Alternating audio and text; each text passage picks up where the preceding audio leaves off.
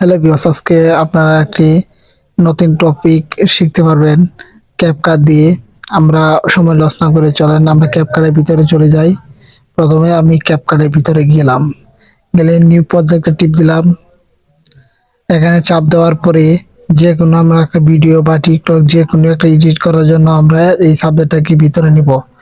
নেওয়ার পর এটা হলো মূল কথা।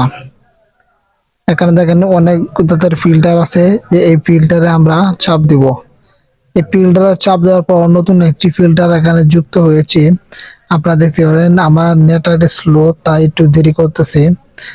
আপনারা অনেকেই আছেন যে ভালো ভালো ফিল্টার বা ভালোভাবে ব্যাকগ্রাউন্ড, পিসের ব্যাকগ্রাউন্ড আপনারা এটাকে করতে পারেন না, ভালো করতে পারেন না। তাই এখানে দেখেন যে অনেক জাতের ফিল্টার এসেছে।